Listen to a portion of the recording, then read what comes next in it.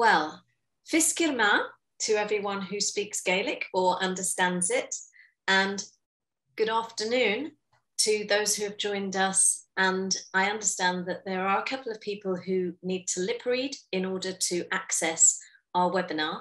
And if that's the case, I'm told that there is a button at the bottom of your screen that says live transcript. So if you'd like to click that, it should make it a bit more easy for you to be able to hear. Guten Tag, good day to everyone. So welcome everyone to our event, which is called The Real Cost of Living Crisis. My name is Isabel Parasram, and I, along with Crispin Sachikonye, have the great privilege to lead Social Value UK. And in a previous life, I was a barrister and also a politician, and very passionately involved in education. So that's a little bit about me, and I will be chairing this event. I do want to emphasize that this isn't a political event, even though we do have a speaker who is from a particular political party. It's not a political event, but obviously we will share various views, and I'm really keen to have a balanced discussion. The speakers also are not here in support of any particular ideology. They're not particularly representing Social Value UK. They're really here in their own right. So on that note, I'd love to hand over to our speakers just to briefly introduce themselves before I go ahead with explaining how the webinar will go ahead. One thing I would ask is that those who are on camera, who are on screen, if you could turn off your videos for now, and then later on when you are asked to contribute, we'd love to have you appearing on video and unmuting your mics. So shall I start with Michelle, if you'd like to introduce yourself? Definitely. Thank you so much, Isabel. It's a real privilege to sit in front of you today. My name is Michel Zolter. I'm an entrepreneur from Amsterdam, and I am one of the co-founders of True Price and of Impact Institute, and also of the Impact Economy Foundation. And ultimately what we try to do is to enhance prices with the information on the social and environmental costs, and then in turn make them true, and through that, and foster a more just and sustainable economy, but also with profits. What is the actual kind of P&L of companies? And if we enhance them through social, human, and natural capital, what is the true profits? That's what I do. We employ more than 65 people.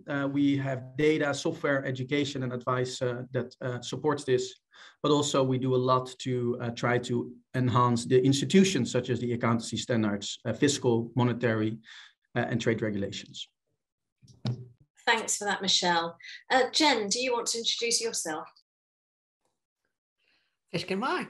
Good afternoon. I'm Jennifer Wallace. I'm one of the directors at Carnegie UK, which is a social justice foundation based in Dunfermline in Fife, hence the Scottish Gaelic. And we exist to promote the well-being of the people of the United Kingdom and Ireland, which we largely do through policy advocacy and research, and particularly interested in working with governments to understand the holistic impact of their policies so that they can connect up social, economic, environmental, and democratic outcomes in a way that can improve lives for all. My previous life a while back was in children's rights, and I am a passionate advocate of children's rights and anti-poverty policies. Thank you. Thanks, Jen. And Prem, love to hear about you. Oh, good morning, everyone. It's my pleasure to join this distinguished panel here and a very topical and timely debate. I am a professionally qualified accountant. I'm emeritus Professor of Accounting at the University of Essex and University of Sheffield. I have a working class background, but somehow I crashed into the House of Lords 2 years ago, but I remain independent. I am not a slave to any particular political party. My main concern is to try to seek prosperity and happiness for the people. Thanks so much for that, Prem. So I will go ahead and just explain a bit about what is happening today. So there are three key questions that we were asking when we advertised this event, and we will be running through those. I won't repeat them because we will be asking them of the panel very shortly. And that will give our speakers a bit of a chance to set out where they stand, broadly speaking, on the cost of living crisis. And it's also a great chance to get to know the panel personally, because we always see speakers and they're speaking to us in a professional capacity, but it's lovely to hear a bit more about their human stories. And as we go through, I'd love to have your questions and comments. And hopefully there will be a chance, if you want to be able to come on screen and ask your question live. And for those who don't want to, that's perfectly fine. You can do it just by speaking or sending in your message, and I will read it out. And we did have some comments sent in advance, so I will be including those as well. So this event is being recorded, so please bear that in mind. And as I go through, I won't, for security reasons, use people's surnames. I'll just use your first names. Be aware that as we go through, there may be some things that we discuss that may be a bit upsetting. So I hope that you are able to access resources at the end, or be able to have somebody to support you if something comes up that is quite distressing. We can't control the chat, but as best we can, if somebody acts in an unacceptable manner, they will be removed. But we're trying to create as safe a space to share as is possible when something is being recorded and then put on YouTube later on. I'm really pleased to welcome everyone here. I know that so many people registered. We had roughly 200 to 250 people registering, and more people wanting to watch later. So as I understand it, we've got people representing from universities, we've got people who are retired, we've got people from the media. So it's so exciting, and I'd like to extend a warm welcome to you. So as we go through, if you'd like to put your comments and questions in the chat, and somebody will then send them to me so that I can go to you. We won't have a chance to address every question, but we may address your question in the chat. I've got my team here who are experts in social value and impact management, so they may address your comments. And as we go through, I may address my questions just to one speaker, or they will put their virtual hands up so that they can comment, but I won't go with every question to every speaker. And bear in mind that our speakers are real experts in their fields, and they've been working in their fields for many, many years. So even though their answers are brief, I'm sure that there is a very comprehensive background to everything that they're saying. Just to flag also that I will break eye contact because I am taking notes, or I'm looking at my notes. So please excuse me if I appear not to be looking at the camera at all times. So having said all of that, I ought to mention that we have a hashtag for this event, which is the real cost, and real, R-E-A-L, is in capital letters. If you'd like to share on this event, then please go ahead and do that. So it'd be great to start off with Prem, because he did ask me before the webinar began, to be honest, if he would be able to set out his position on the cost of living crisis. So I'll come to you, Jennifer, and Michelle afterwards. But briefly, Prem, do you want to just share your initial thoughts with us? Yeah, I think, first of all, the cost of living crisis may well be a misleading title, because what we are actually looking at is a crisis of poverty, crisis of inequality, exploitation, social exclusion, and failures by successive governments. The crisis, though it is more visible now, but actually it's been incubating for a long, long time. Just to give you one or two statistics, for example, in 1976, the UK workers' share of the GDP in the form of wages and salaries was 65.1%. Just before the pandemic, it had declined to 48.7%. That did not happen by magic, did not happen by itself. It happened because the governments have pursued anti-worker, anti-family legislation for a long, long time. And that is still happening. If you just, for example, look at the recent events about P&O sacking 800 workers without almost any notice and replacing them with cheaper agency workers, the government has not taken any action against P&O. It has not prosecuted their directors, even though they have a statutory duty to have regard to the interests of the employees in carrying out their duties. What the government is now promising is actually to introduce legislation to legitimize what happened at P&O. Companies would be able to sack workers and replace them with cheaper agency workers. So that is an example of how the workers' share of the GDP has been reduced.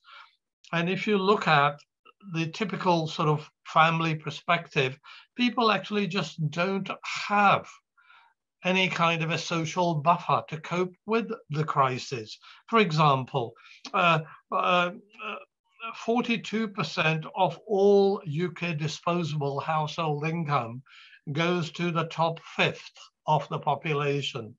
Only 7% goes to the bottom fifth. They simply cannot withstand, cannot manage the crisis.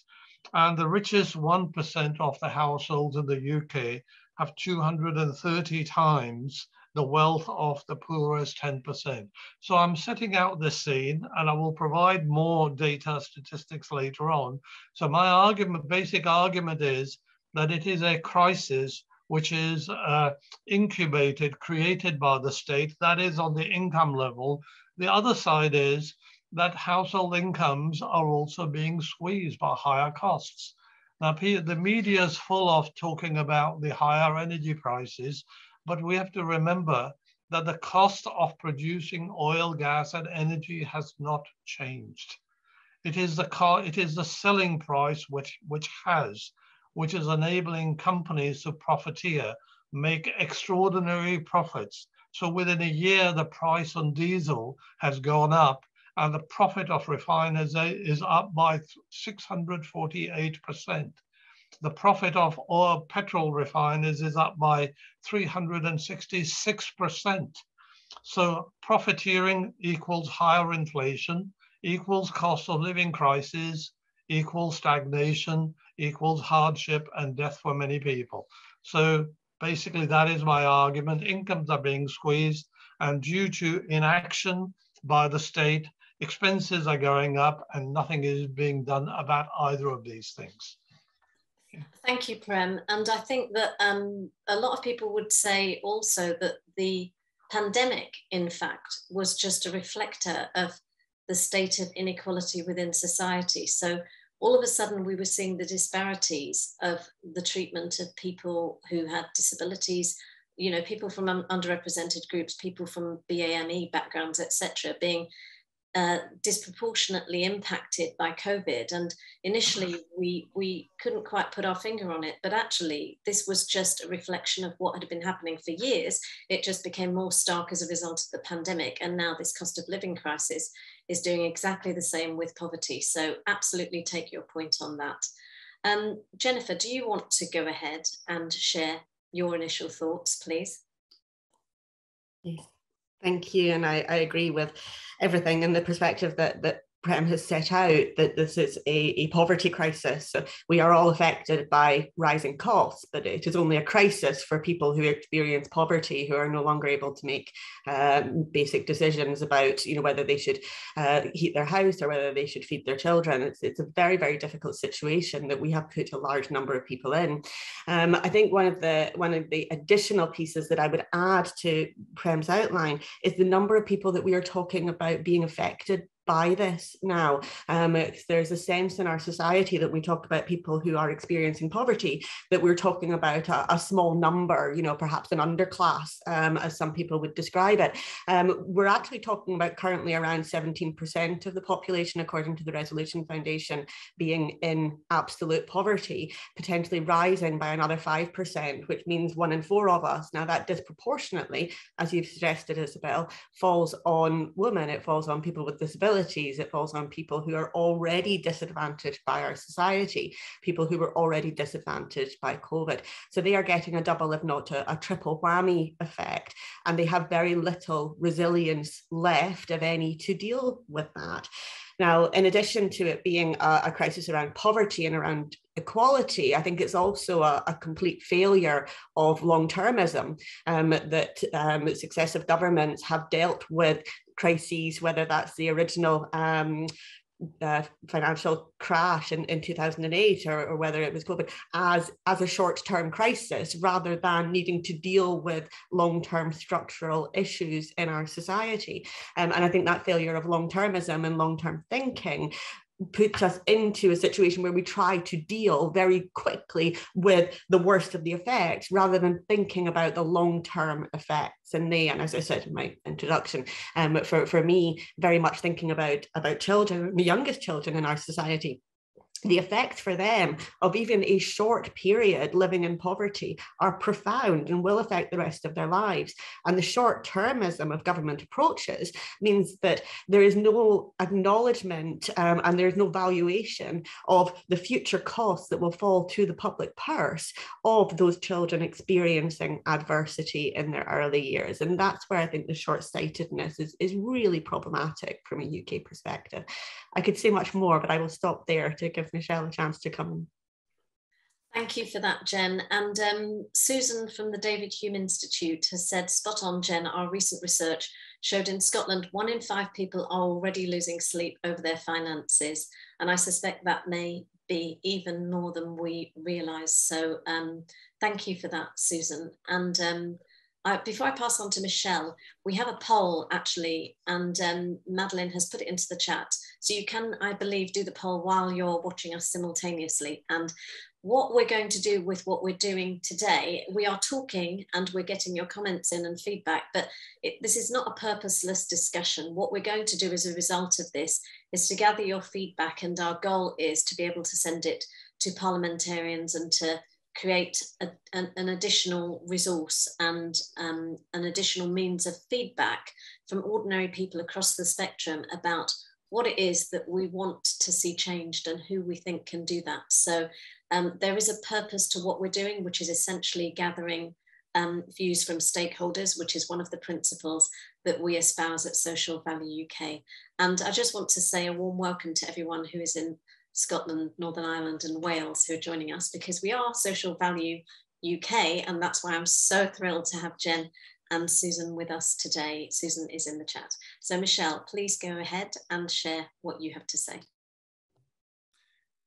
Yeah, just to put it provocatively, this is a massive success as well, right? It's not just a crisis, it's also a huge success. It's probably the kind of the biggest success in history for the people who are the holders of asset, the people who are actually indeed benefiting from, for example, the massive share buyback schemes that we've seen in the past 2 years in big oil companies. I think approximately until recently, Financial Times, I think they came up with $70 to $80 billion of share buybacks.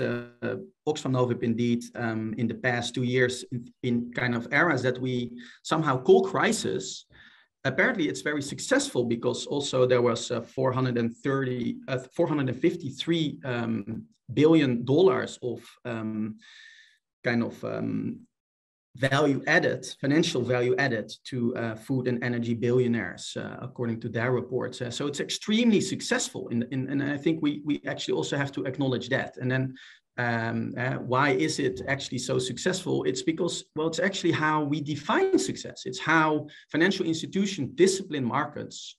And this is a total understandable outcome of how we have defined for example, accounting and accountancy systems, right? It is really about, and that is obviously the work that Professor Sika is renowned for, the kind of what is actually the thing that we count and that we put value to in the first place. And that is, Isabel, also your work, right? It just shows that that complete system is, well, very successful right now. And unless we change that system, we can spend years of these kind of webinars and listing statistics of how unfair things are, but this is actually a logical outcome. And it is really, unless we change those financial institutions, it becomes, disappointment after disappointment, crisis after crisis. And, 3,000 billionaires, they become richer. The ultra net worth individuals, we have 250,000 people who are in dollar asset terms, ultra net worth, which is equivalent to 50 billion plus. and they, you know, they flourish super well. And they have cosmopolitan access. They don't have any borders. They are now even exploring extraterrestrial life. You know, they even from the climatological consequences of the kind of anthropocenic economy, they won't really, also in the next generation, they don't really will suffer from that. You know, they have gated communities. And some of them actually have this sinister view that, you know, why they feel superior. And there's actually maybe, who knows, 20% or so, they really feel that they are superior. And a majority of them, they are cognitive dissonant, that they cannot really come into sense with the fact that they actually benefit from this. They have cheap talk. I just returned from Davos. That's packed with people who have this cognitive dissonance. They talk, but at the same time they reproduce. They fly themselves in with these private jets. They have car parks filled with supercars, villas, and at the same time they put lip service and, you know, some petty philanthropic projects for climate and next generation, which is kind of equivalent to their own children, not to actually people who are suffering right now. And you have a lot of hypocrites as well in that kind of, call it the winners, the people who are successful. And, you know, they are just, I don't know, completely, I cannot get a grip of how they actually look themselves in the mirror, but that is also, you know, the boardrooms are packed with these type of people. And, you know, what we need to do is we need to address this. Let's give ourselves 5 years to, you know, climb the palaces, call it the churches of the accountancy profession, the IFRS, the GAP, and we just need to, well, call it enhance their protocols, make sure that what they count is also the societal costs, is also the equitable allocation of assets. And if we then make that in sync with the public law, the fiscal law, and for example, the monetary system and the allocation of assets, then we can actually stop having these types of webinars about how unfair things are, and we can really make the world a better place. If not, you know, I don't see any actual outcome of dignity. Thank you, Michelle.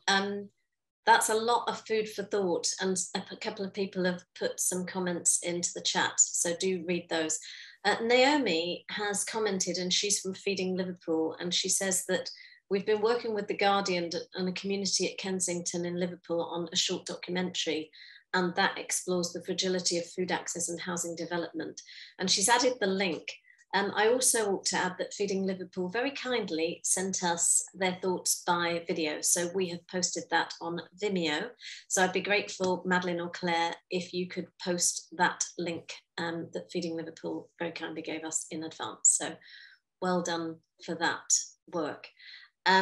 So I'm aware that there are people who may have questions or comments. So if you do, could you please channel them through the hosts? And the host will then message me to say whether you want to ask your question live on video or whether you want to do it by audio. So I will shout out to Nathan, because you're quite active in the chat, so I'm assuming you're not easily embarrassable. I have messaged you to ask if you would like to be on video. So as soon as you've got back to me, I will know that you are happy to ask your question. So in the meantime, because I don't have anybody who has actually requested to speak on video, I'm going to ask a question from Hannah. And she sent her question in via her sign on form. So she said, what would the perfect solution be in your opinion, and how would this be implemented? Now, I suspect that there is no one solution and that we would have to have a multi-pronged approach. I also suspect you could spend several days talking about this, but give me one solution, not more than one, but just give me one solution and how it would be implemented. And, you know, I'm a pragmatist, so I'd really be interested in how you would resource it, because it's all very easy to talk about ideas, but I'm really tied into how do we nail this down? So, Prem, I suspect you have a ready-made solution. What would that be? Now, don't forget, you're not lecturing today, okay? So we can only have one soundbite. Well, I think a universal basic income will go a long way towards alleviating some of the poverty, but there are still huge inequalities. Just to give you a number, there are 22 million adults, not 22 million out of the total population, just adults, which is 40% of UK adults, who live on annual income of less than £12,570. And they don't pay any income tax as a result. Now, just if you want to address that, in a sense, you really have to start asking bigger questions, which I raised earlier, which is about a relationship between capital and society, business and society. Because as I said earlier, capital's share of the UK GDP has increased massively. And this is one result. Lower income lead to lower pensions. Lower incomes lead to retirement insecurity. Lower income lead to many other social problems. So that is why I said a universal basic income would be a start. You only ask for one. Should I tag on another, or do you want to come back later? No, no, not at this point. Okay, I'll just stop. I'll just pause there. Okay. One thing that I would love to ask you, as Michelle has started off by being provocative, for which I'm very grateful, I've heard a little bit about your story of getting to the House of Lords, and I just wanted to address that judgment that people might have of you, kind of thinking, oh, well, you know, we've got somebody from the House of Lords telling us how we should live. So tell me a bit about your story of getting to the House of Lords and what it is that you want to achieve there. Well, as I said, I'm from a working class background. My father was a bus driver and my mother sewed cheap garments at home, doing piecework, and piecework rate never really paid well. I went to school for my full-time school education was 2 years. I left school because they said I was a backward child, really, and I had no prospects. But I then worked full-time, and I studied in evenings, went to evening classes, sometimes as many as four nights a week. I eventually became a professionally qualified accountant. I was accountant at some of the largest companies, so who are still around. Then I decided I'll leave that and join the academy. Then I still studied. I eventually got a master's, studying part-time, a PhD. And after my PhD, I did a BA in social sciences. I got mixed up with the politicians, advising them of some of the terrible laws going through Parliament. And then I got enmeshed even deeper. And then I advised the last Labour leadership on various matters. And they then nominated me. I was not really keen to go to the House of Lords. It is not in line with my thinking, because I would like to see an elected second chamber. And eventually I said, okay, I go on the condition that one day I can vote the House of Lords out of existence and have it replaced by an elected chamber. So that was a kind of a background bargain. But just to say a little bit about what else, and it relates to what Jean said earlier about accounting.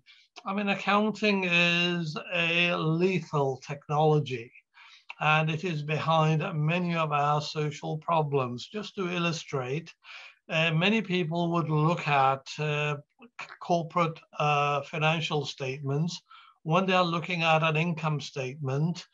In the income statement, or profit and loss account, as people used to call it, they would describe wages as a cost, tax as a cost, but dividend is a reward. Now that has huge consequences.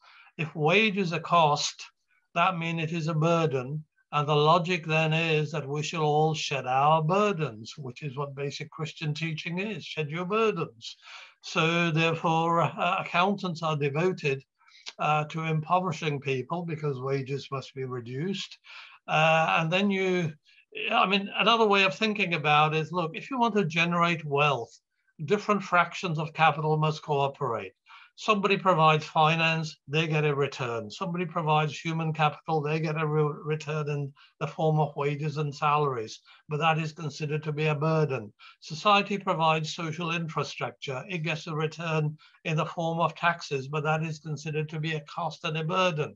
But somehow the return to finance capital in the form of dividends is considered to be a reward. And all that is so internalized by people that in everyday language, that is how they see. So it's therefore, it is absolutely true, everything that you're saying. And we're going to dive more deeply into that. So I'm going to stop you in full flow because it sounds so interesting. We'll explore it in a bit more detail later. So Michelle, do you want to go ahead as Prem has referenced you? Absolutely. Well, first of all, also, Mr. Sika, it's really inspiring how you went from, well, what you experienced up to where you are now. And I think it inspires many hundreds of thousands of people who are in those situations right now in the Netherlands and millions around the world.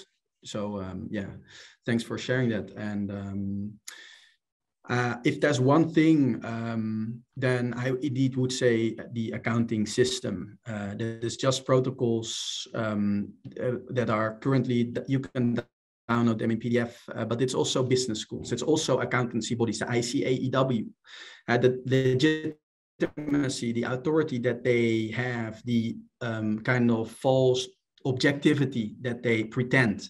I think we need to kind of open that up, make it accessible to masses, unravel that, and kind of have a global dialogue and also local dialogue about what indeed are these perverse kind of implications of how we define a value in the first place. As Mr. Sika was pointing out, it's extremely perverse and unacceptable, and it's not even something that we speak about, let alone change. And we really need to do it quickly, otherwise it will be extremely disappointing.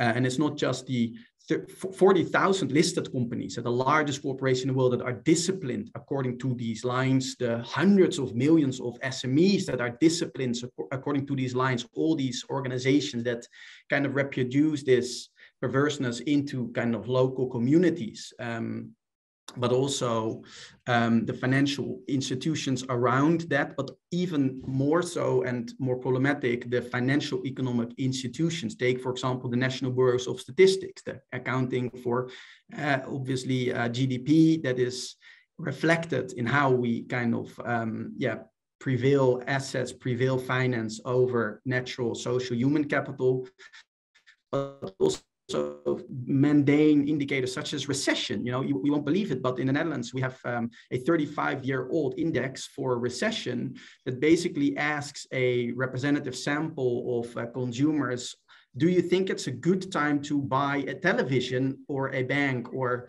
you know, it's completely outdated. It's really from an archaic time in the 1930s when this scarcity of resources wasn't really a thing, where the allocation, the distribution between labor and labor, the kind of labor rights wasn't installed into institutions. And it makes sense if you look at the world from that angle. But right now we need to transform it. And let's please do that quickly and focus on that. So that's my prime response. Thank you, Michelle. And I'd agree with you that, you know, sometimes we can get stuck in systems and procedures that really just are not agile enough. Our systems are not agile enough to be able to reflect what is going on in current society. So when I think of the levels of benefit within this country and the crisis that we're going through right now, it's just mind-boggling to think how long is it going to take to be able to reflect actually what people need to live and how that might be provided by the state, as well as other initiatives. So absolutely take your point. Before I come to Jen, just to flag that we do have people in the queue to speak.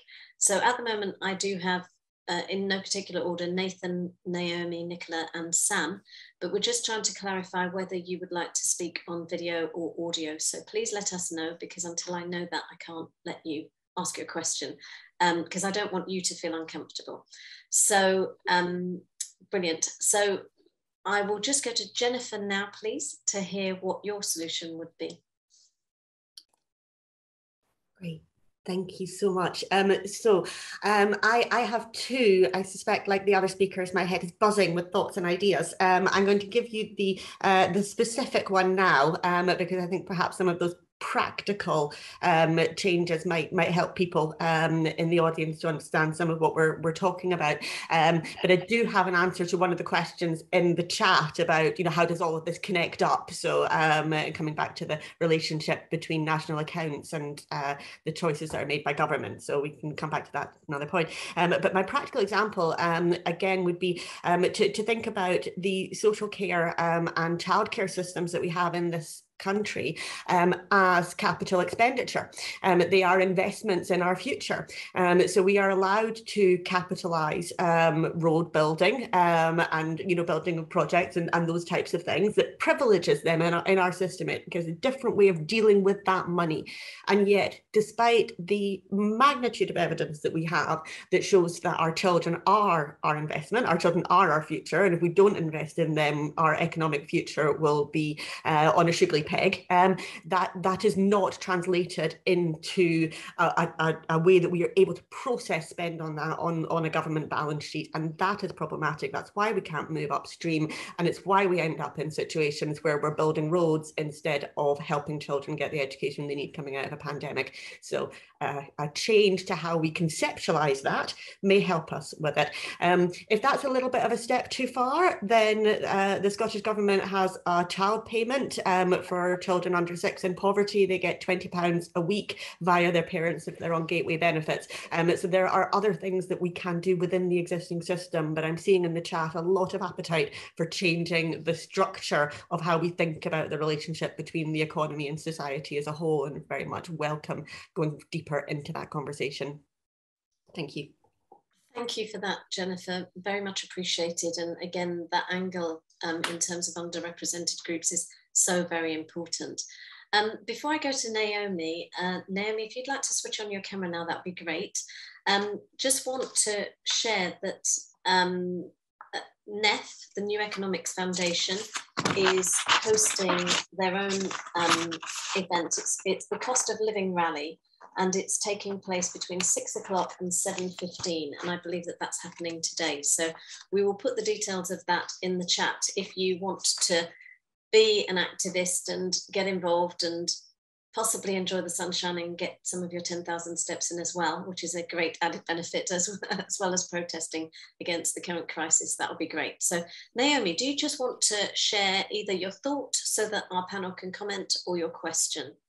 And yeah, panel, if you could raise your virtual hands to let me know whether it's something you want to comment on, that'd be great.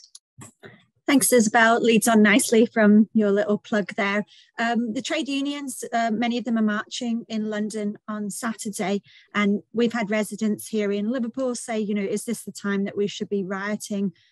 What are other routes that residents who feel kind of naturally very frustrated that government hasn't done enough should be taking at this time to try and get their voices heard?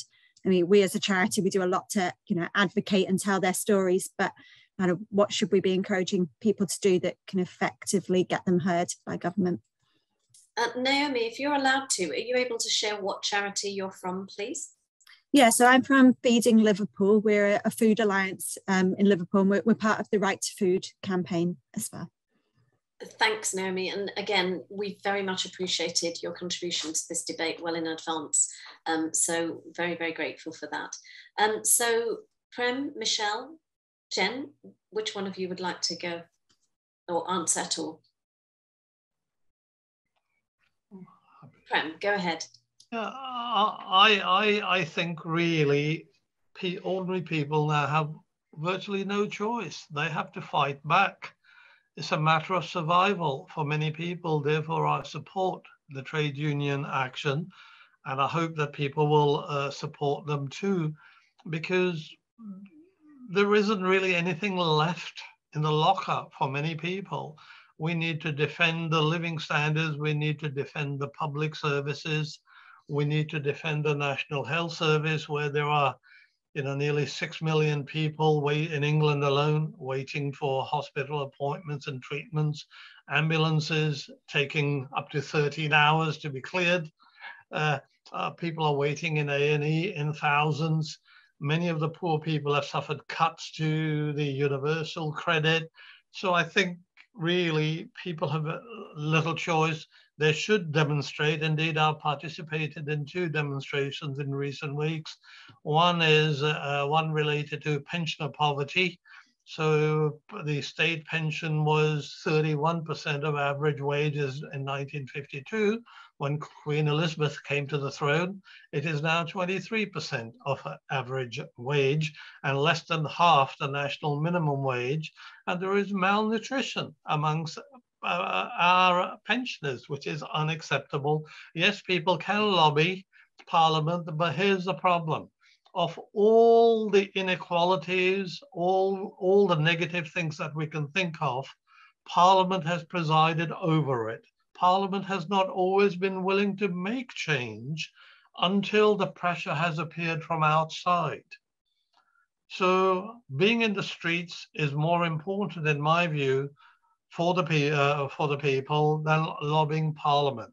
Because at the moment we see in the House of Commons, the government has a majority of 80, and it is ignoring everything. But if the MPs feel that their seat is being threatened at the next election, then they will listen to you. So I would say people have to come out and take action. Yeah, absolutely, Prem. And having been involved in politics for a period of time, I am very aware that it's the noise that is created by members of the public that can sometimes stimulate action.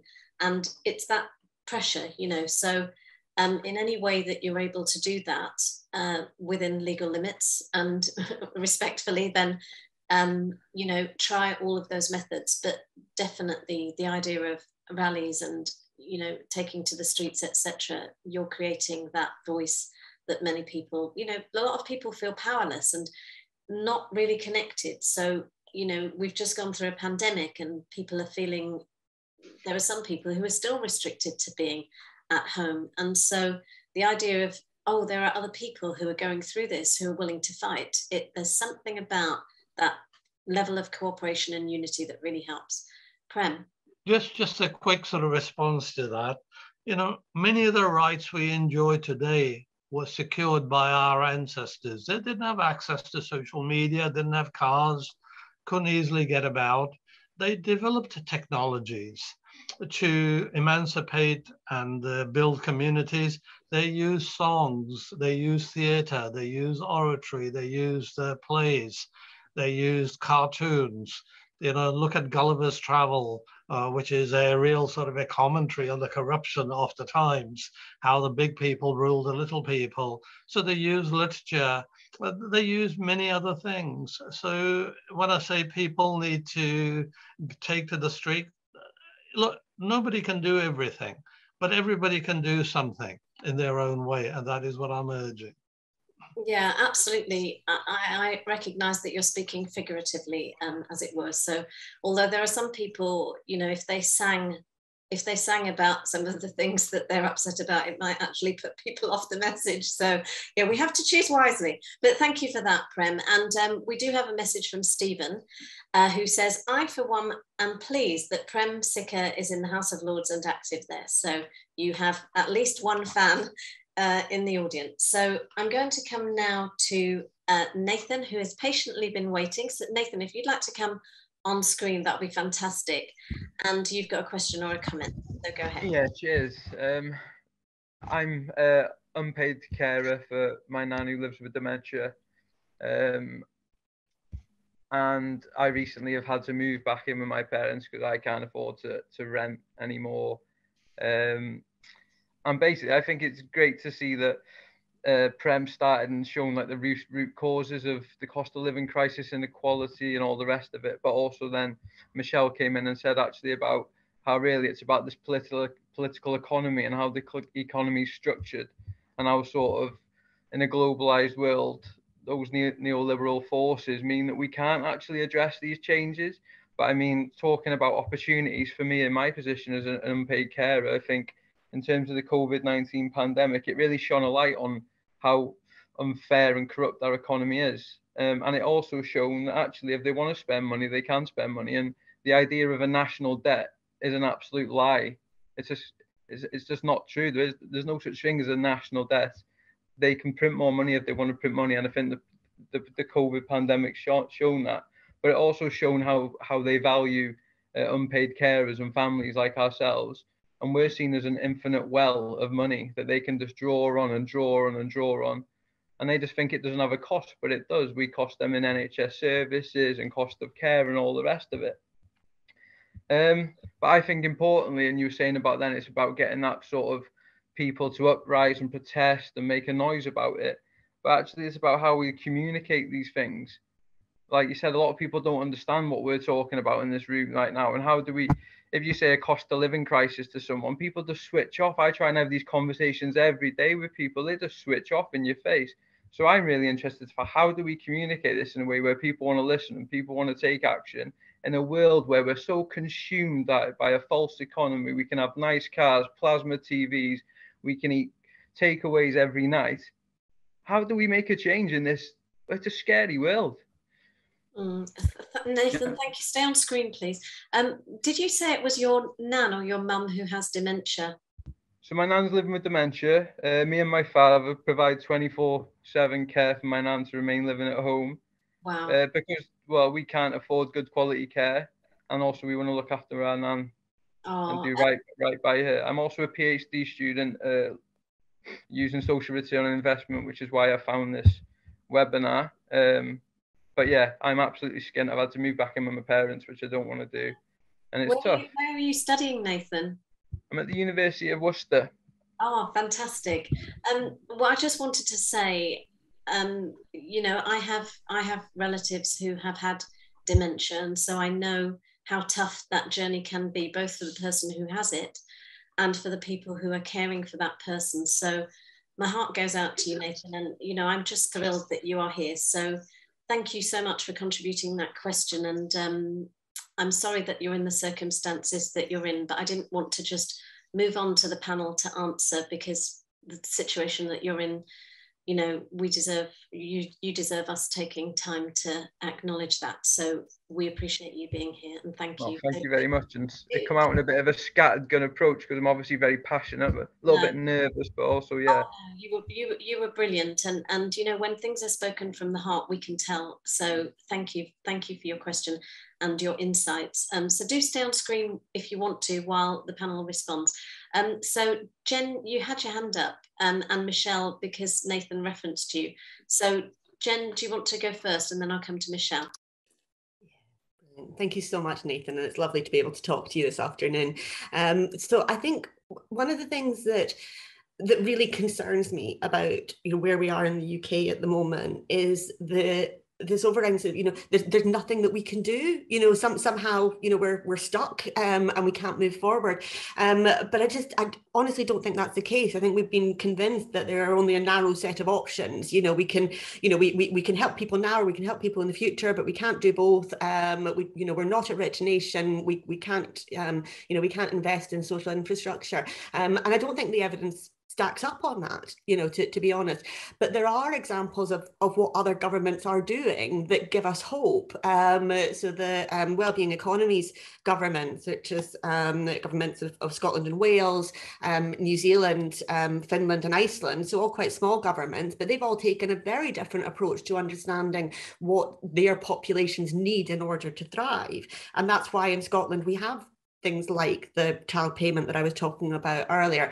It's why in Wales they're experimenting not with a universal basic income, but with a similar type of intervention, which is a pilot for people who are leaving care, so children who are transitioning out of the care system from being looked after into adulthood, to give them one-off grants.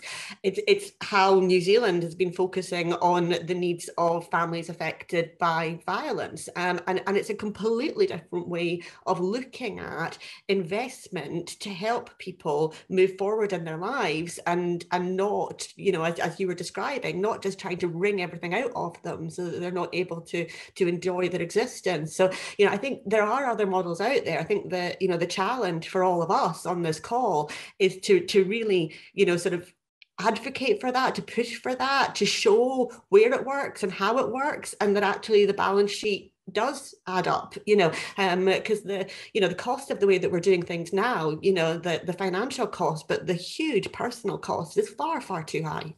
But thank you for sharing your story, and it is lovely to see you today. Thank you. Jen, you put a YouTube link in. Can you tell us what that is? It's in the chat. Oh, we were talking about we were talking about using song in order to as a tool for advocacy, and that's a 1973 song. You Can't Get Me, I'm Part of the Union. That my dad introduced me to. He was a scientist in the NHS, but he was the union rep in there. And yes, I love that song, and quite often can be found driving up north in Scotland singing it very, very loudly. So I thought it might help anybody who was trying to get into the zone for activities later on. I'm not going to embarrass you. I'm very tempted to. I'm not going to embarrass you by asking you to sing it now. Thanks for that, Jen. Michelle, do you just want to address Nathan's question?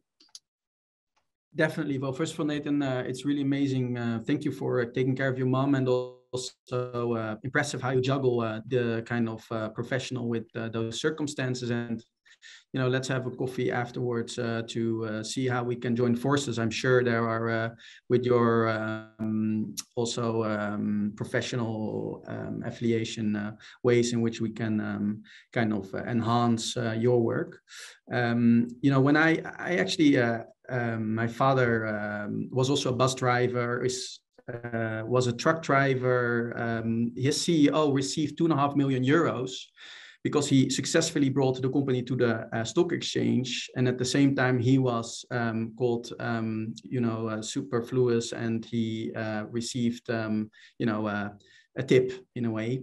And in this situation, if we would say let's go to the streets, actually he was extremely skeptical about my activism and all my ideas. And there was a total disconnect when I went to study. I completely felt, and I still feel with my parents, this type of alienation, because I became part of a new type of, call it cultural, social world. And I think that is really a tragedy of this idea that we have to en masse go to the streets. Many people who then either alleviate from the kind of deprived backgrounds, or people who haven't been part of that in a relatively privileged position, but care for those people. There's a disconnect, and that we see that reflected in a Brexit. We see that reflected in, a rising of a lot of resentment of conspiracy theories, of, a huge backlash against the 2030 SDG agenda, whatever kind of good intention. I think that is because many of those who care then for the more deprived kind of losers of globalization, victims of these relatively ruthless financial economic maximization systems, they are somewhere on the spectrum of cognitive dissonant or hypocrite. In all honesty, it's hard to say, but that CEO that received the €2.5 million, he was also a leader in the sustainability field. He still is. He's the a chair of one of the largest sustainability kind of initiatives in the world. And, he still talks about how he thinks it's so important to foster inequality. There were inequality houses at Davos.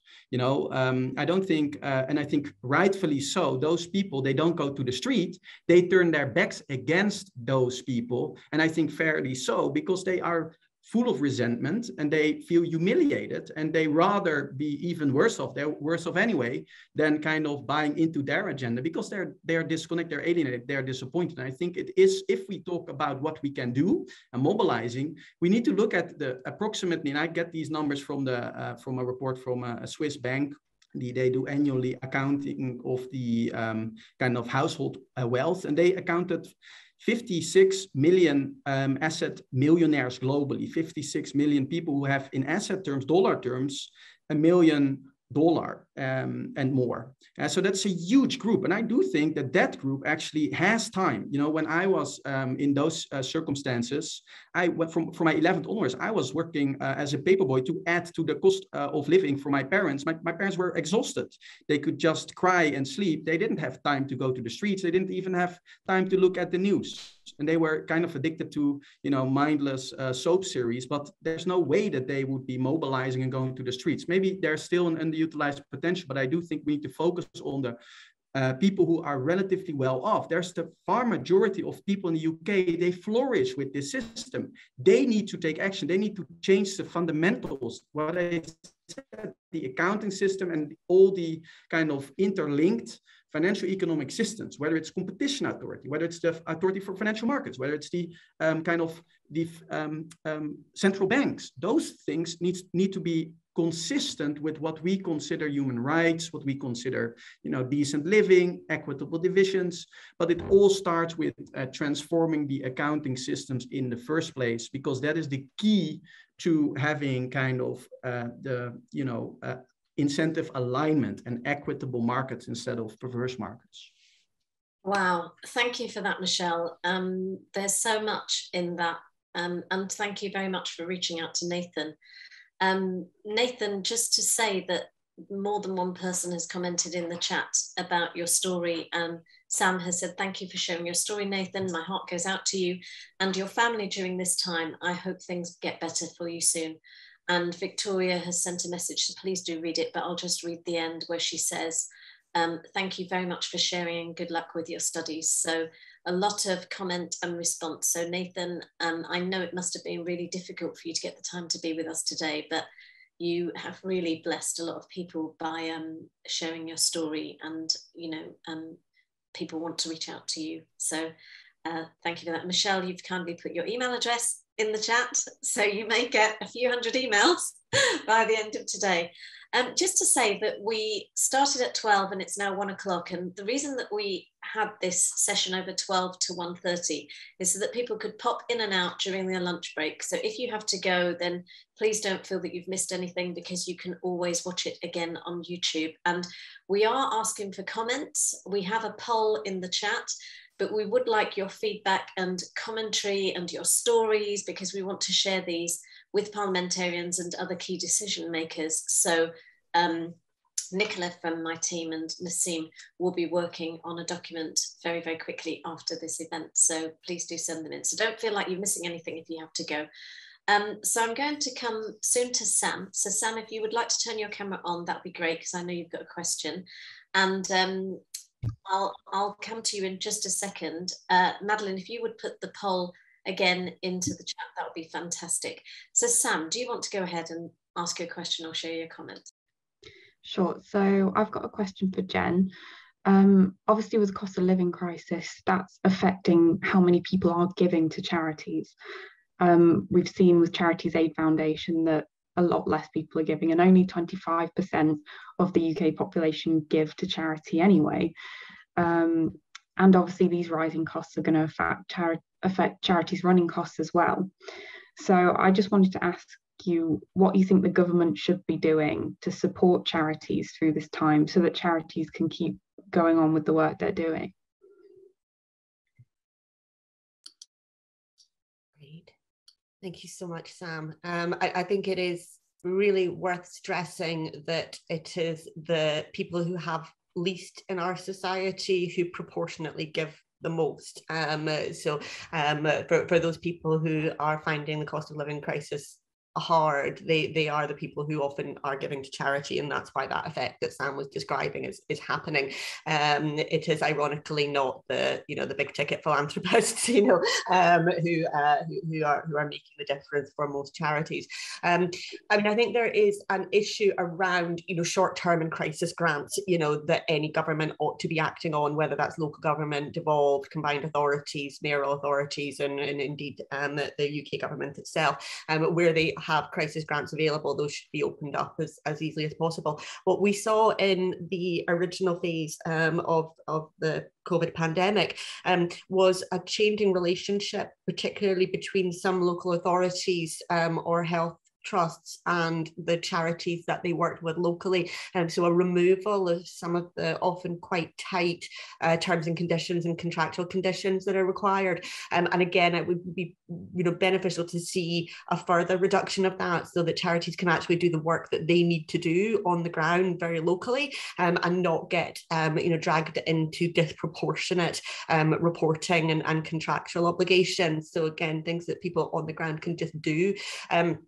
more broadly, I think there are issues around how we conceptualize the relationship between the state and the third sector, with the third sector increasingly just seen as a cheap delivery option. It's not a cheap delivery option. It's our civil society. It's, you know, these are the organizations that help organize, you know, the marches and petitions and things that we were talking about earlier. And they need to be given the space to breathe in all of that. Now, this is a particularly difficult and challenging time for them. But I would hope that we're able to, you know, campaign, to work together to campaign and create more space, more capacity, and more funding routes through for the third sector. But I don't want the third sector ever just to be seen as a rump provider of, you know, the worst kind of public services that, you know, the state no longer wants to be bothered with, because that's not what it's what they will do. You know, in a crisis situation, they will do absolutely everything that they can. But in order to meet the needs of the communities and the way that they know those communities, they have to be given freedom to act, and it's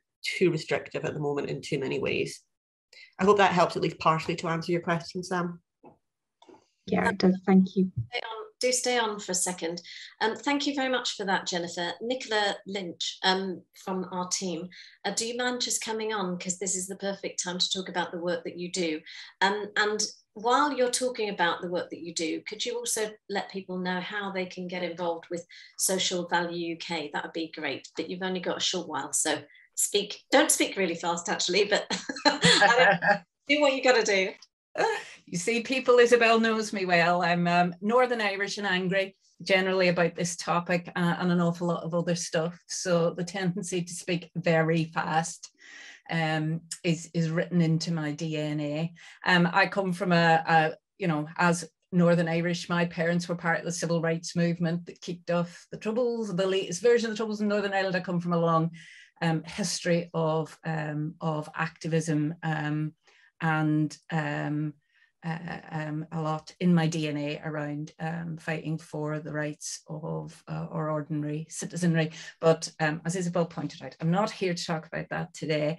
I do sit over all our work at Social Value UK with civil society organisations. It's in my blood, and my head and my heart are absolutely with civil society and the deep, deep value and power that sits within it. And while I think we recognise our value, I don't think we recognise our power. And I am hoping that now is the time, in relation to the points that Jen and Sam have both made, that as civil society organisations, we can come together and actually collectivise. It's time to speak as one. The world is burning, and the time for kind of competitive approaches to funding and all that stuff that my generation grew up with in the charity sector, I think that time has passed, and it is time for us to get together and speak with one voice on behalf of the people that we love, not just care about intellectually, but care about with our hearts and souls. So on the back of that call to collectivism, we are increasing our work with partnership organisations here at Social Value UK. We very much want to see ourselves as part of an ecosystem that shouts and demands better. And we would like everyone to come with us on that journey. We don't have to agree on technical points around accounting methodologies. We don't have to agree on all sorts of things to be able to come together with one voice and fight for what really matters now. And I would encourage everyone to check out membership with us. We have free membership for anyone, any civil society organisation whose turnover is under $500,000.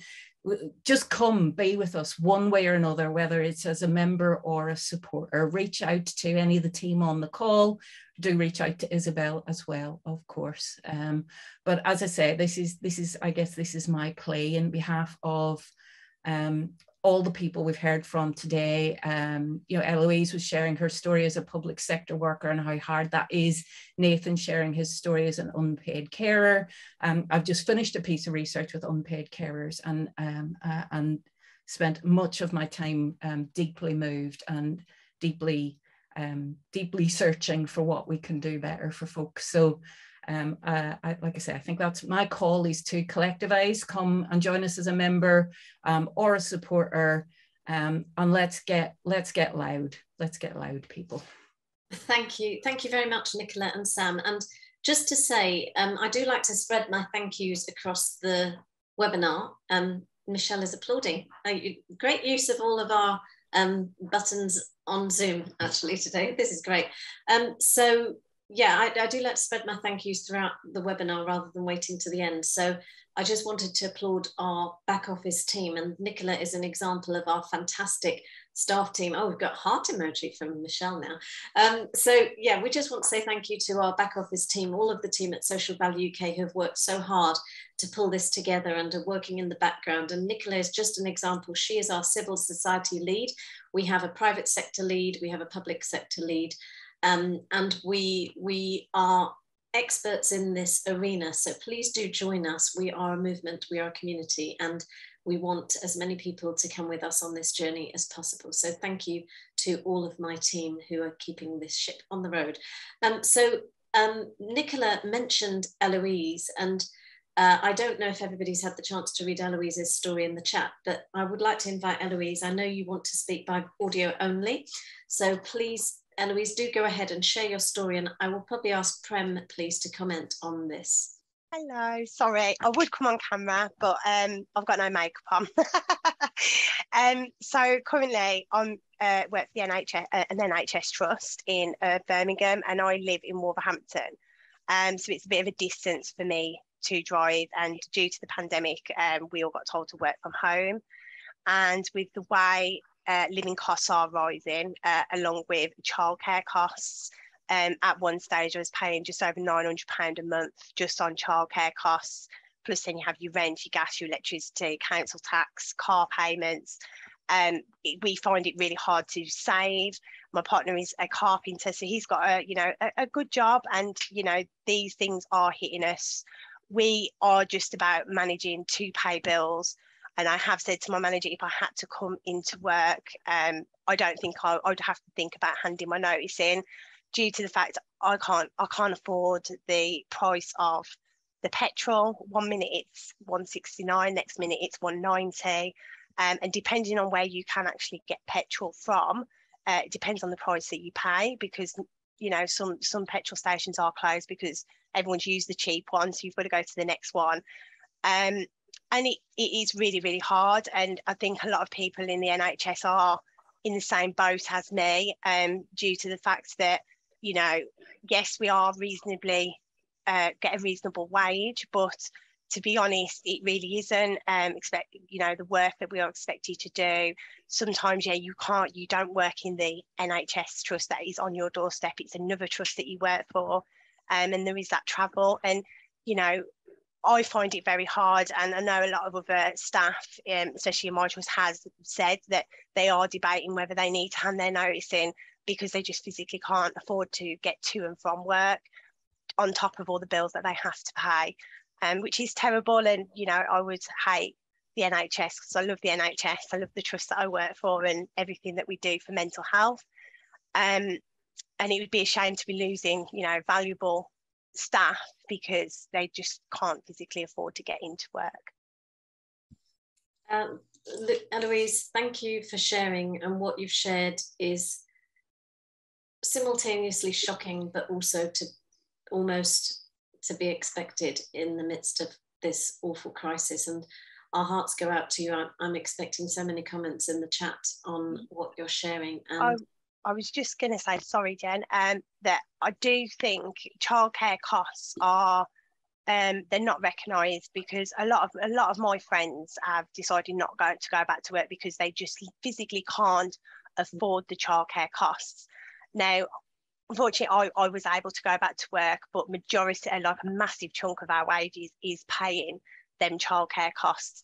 And I can understand why a lot of people that have had decent jobs, full time, got an amazing career ahead of them, have just had to stop for the next couple of years because they physically can't afford to send their kids somewhere. And childminders can't, just offer you £2.50 an hour or something like that, because they've got to make their money as well. And I think that is a big thing that does hit a lot of families.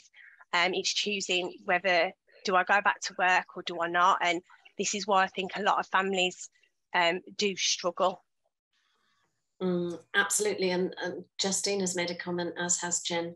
Jen talks about her husband being a community nurse, and she completely agrees with you. And Grace has also talked about childcare costs, a Times Education report. So absolutely, Eloise, it's just tragic. And hearing it live, you know, we read about it sometimes, but hearing it live from you via audio, albeit you have no makeup on, that's fine. You know, it just makes it far more personal to hear it from somebody live.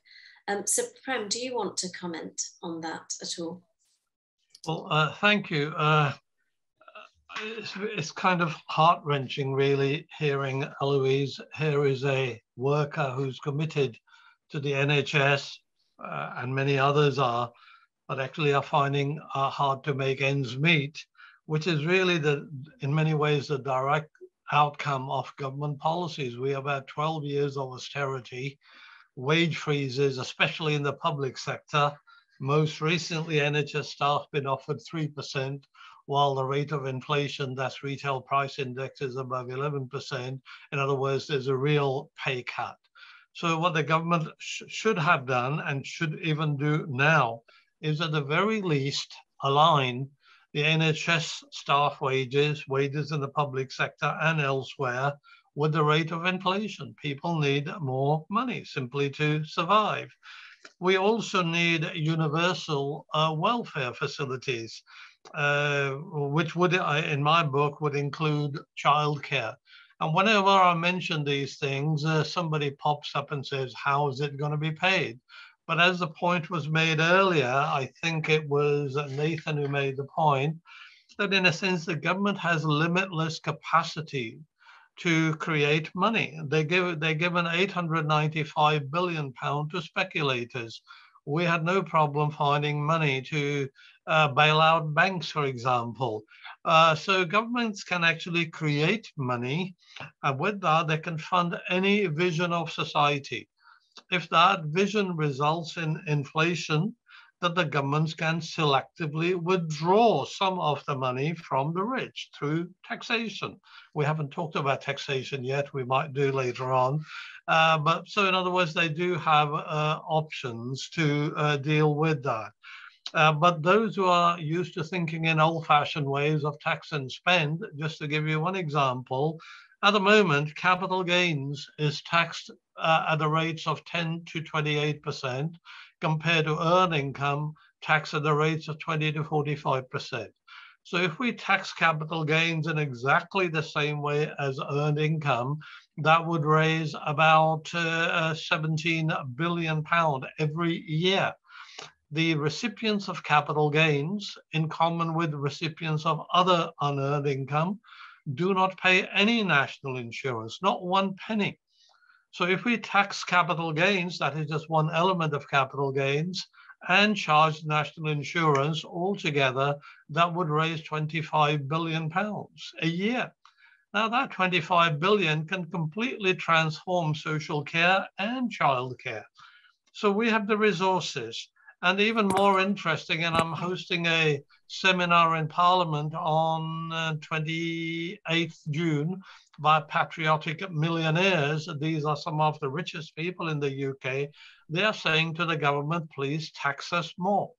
Because they're saying the current tax system is inequitable. Take away all kinds of tax breaks you give us, and also levy wealth tax on us. So I've invited them in Parliament to speak to MPs and peers and say, well, there you are. There are these people who want to pay more so that we can have improved quality of life.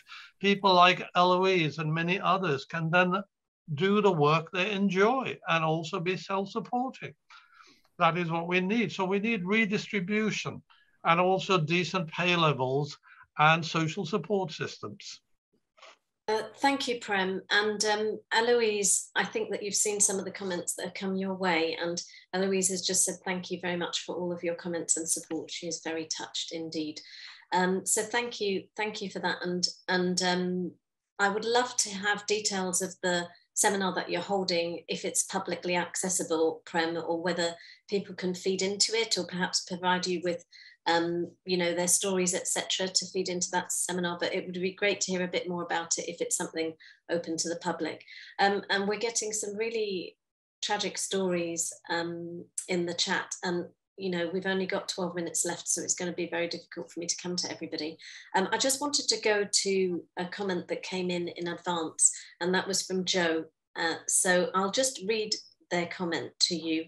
You don't necessarily need to respond to it, but what they say is, they've said a lot of things and provided many statistics, for which we are very grateful, Joe, because we're going to use that in our documentation and the publication that we produce. So one of the last things that Joe has said is this: the current political narrative is about seeing to the vulnerable, in quotes, but for 12 years, successive governments have consistently pushed the message that the vulnerable are a drain on the public purse. I personally wish the government could stop playing games with real people's lives and start being more honest. So no need for a response to that, but I just wanted to make sure that we shared it. And at this point, I'd like to say thank you to everybody who has sent in comments in advance. They have all been noted, and I'm sorry I can't read them all out, but they will be included in the publication that we produce. So I'd like now to go to the next person who would like to speak. I'm just wondering actually whether we've probably only got time for one more question. So I'm just wondering whether Shell would like to come on screen to share. You've got a lot of comments, Shell, but it would be great to hear your story, a little bit of your story, and to pose a question or ask for comments. That'd be great. Hi everyone, I'm Shell, and I've got an organisation called Elephants and Empathy, which is to support bereaved people and training workplaces to handle grief better, but that's not why I'm here. You might have noticed in the chat that I mentioned that when I was bereaved very suddenly 3 years ago, I had just left teaching and I was looking for other jobs, and my partner Craig was supporting me whilst doing that. And so when he died of a heart attack that was completely unexpected, I was left with a shattered life in every way. But financially, I had to have access to money pretty much immediately. The rent was just about to go out, bills to pay, etc., etc. And there needs to be some kind of, or I'll put it to you, do you think there needs to be, or what could we do, but some kind of emergency bereavement fund for those people that are in a similar situation to me. But I do consider myself lucky, which sounds a strange thing to say, in that I have parents who could support me, but I definitely shudder to think about those people that don't have any access to support. And I literally would have lost my home, and I would have been completely impoverished. And that was just from that event. And also the consideration of the impact of mental health in relation to bereavement, suicide and the knock-on effect of that, and everything like that. For those of us who didn't have life insurance, and or our partners don't have life insurance, and we're not married, the impact is huge. So I'm wondering what your thoughts might be on that. Thank you, Shell, and we are really sorry for your loss. And thank you for all the work that you do for people who are bereaved, because I know that you're being very humble about what you're sharing in terms of the organisation that you have, but you have really had such an influence on so many people. I already know about that. So thank you for sharing your story. So would any of our speakers like to comment on what Shell has said?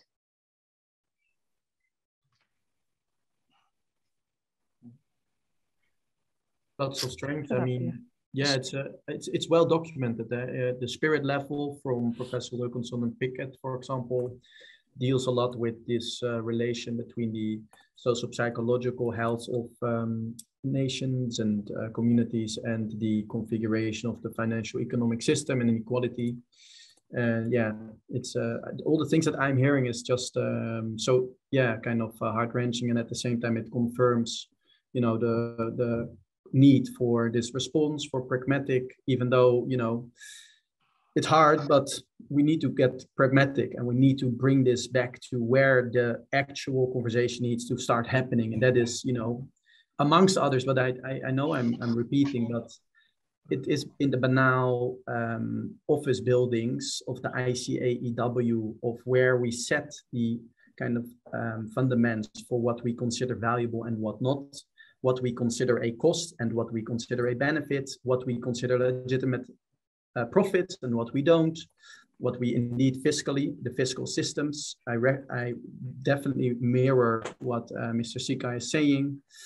The asset taxes versus the income taxes in the Netherlands. I think in the past 20-year taxes on labor has increased 15 billion per year, whereas the taxes on assets has been decreasing for 2.5 billion. Now it's these, and in these conversations, in all frankness, I see some protests in the streets, not kind of the people who are actually most severely kind of harmed, but I don't see sufficient voices that represent those people in the kind of banal office buildings. I've been working for more than a decade in the rooms of the ICAEW or whatever kind of international UN body there is in accounting, and it's all pretty boring. It's actually not packed with the people that I hear here who can actually, I would say, convincingly and vividly bring these stories. And you obviously, Mr. Sika, we need maybe 200 more of people like you to crowd these the trenches of the institutions to kind of make sure that we systematically address these problems. Thank you, Michelle. Thank you. Yeah, that point about 200 more of us, I bet we could recruit quite a few of them from this discussion. So thank you for that. Nicola has put in the chat just a reminder of how you can send in your questions and comments and input to what we're going to be producing. We've only got 5 more minutes left, so I am going to have to stop asking questions, but I will come to the speakers just to give a final statement if we have time. I just wanted to make sure that any of you who have enjoyed what we've talked about and felt like you've had an opportunity to have a voice, if you would want to join in on a discussion on climate change, then we have got our next event, which is called COP26 or FLOP26.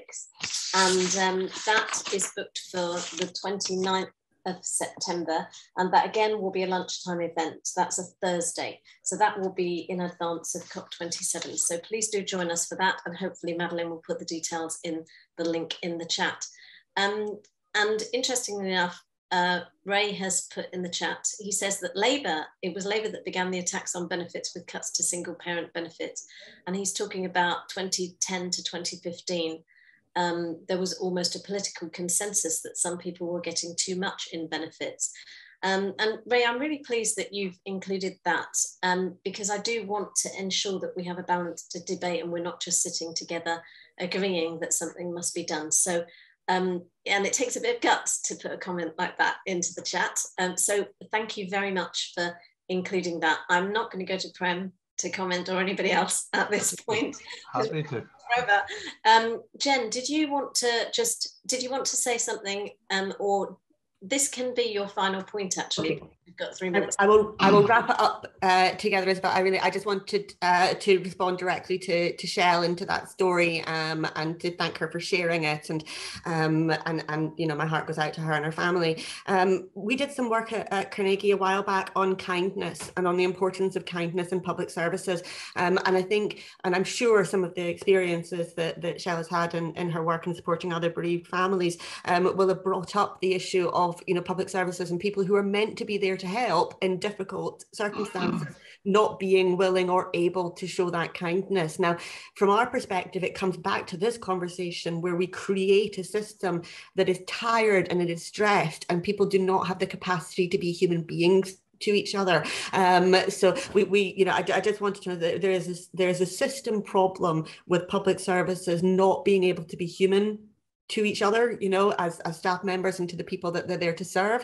And I hope we can get somewhere further forward with all of that. But it is within all of us to show that kind of kindness. It's within all of us to educate ourselves, to be trauma informed, to understand what people are experiencing in their lives, particularly as we come out of a pandemic. And then my final point, to come back to what I said earlier, is just to remember that there are choices. We can choose to be fairer and healthier and kinder to each other as a country if we want to, that we don't have to give up hope on a different way forward for the country. And I think, you know, that's something that I hope that everybody takes with them into their conversations as they leave this space. Other options are available, other choices are available, whether that's you personally or whether that's the communities that you're in, or whether that's about, you know, campaigning on a national stage. But thank you everybody for the comments. I've really enjoyed today. Thank you. Thank you. And just to echo Shell, I know we kind of moved on from your question a little bit because of being distracted with the chat, but it was brave of you to share your story. And as you'll see, people have begun to share stories of bereavements that they've had and the difficulties as well. So you've really touched people's hearts with what you've shared. So thank you for that, and our condolences. So I'll come to Prem to wrap up your thoughts, and there's so much more we could have discussed, I know, but we will be tapping your brains for more, I'm sure. Prem. Well, it's been a very interesting debate, and I learned a lot, and also very sorry to hear lots of problems which ordinary people are experiencing, which in some ways further reinforces my view that it is a crisis of poverty. It is incubated by the state. And since the 1970s, the role of the state in the UK has been fundamentally restructured. It is less and less to do with providing public services. It is more about being a guarantor of corporate profits.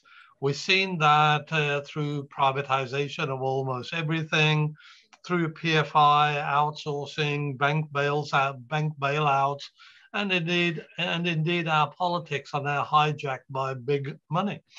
It is also interesting when you look at the current cost of living crisis, it is really led by profiteering by former publicly owned industries, which includes gas, water, electricity, oil, railways, Royal Mail, many others, because they are essentially monopolies. They have neither been broken up, nor their profiteering has been checked. And even in the private sector, there are monopolies such as supermarkets. A handful of supermarkets dominate the UK.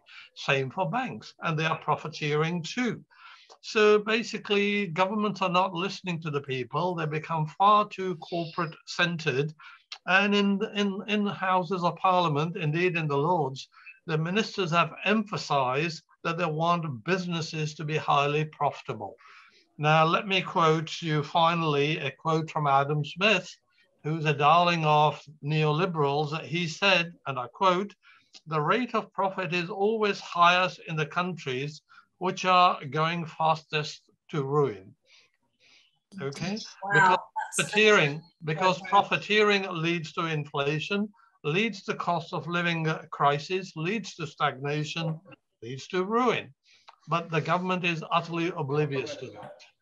That's an incredible quote, Prem. And if somebody could find that and put it in the chat, that would be amazing. By the way, we are taking the contents of the chat and we're going to include it in what we're producing, but we won't identify anybody unless you want to be identified in the document. So let us know. And Michelle, last word to you. I have to say, out of my 4 children, 3 of them do a paper round in the morning. So I'm going to be playing this webinar back to them to demonstrate, you know, what can happen to your life if you start off with a paper round. So last word to you. And I know that people have to go. Sorry that we've run over a little bit, but you won't miss anything because you can watch the YouTube video, which is going to be sent to you, I believe, in a link by our amazing Madeline. So Michelle. No pressure. Last words. This was such a rich conversation. Thank you so much. And thank you also, Isabel, and your team for all the work that you're doing to kind of, you know, go into this fundamental questions that actually reproduce lots of the micro problems that people face every day and increasingly, unfortunately. And indeed, it's heartbreaking to hear so many things. So thank you so much, everyone, for sharing that.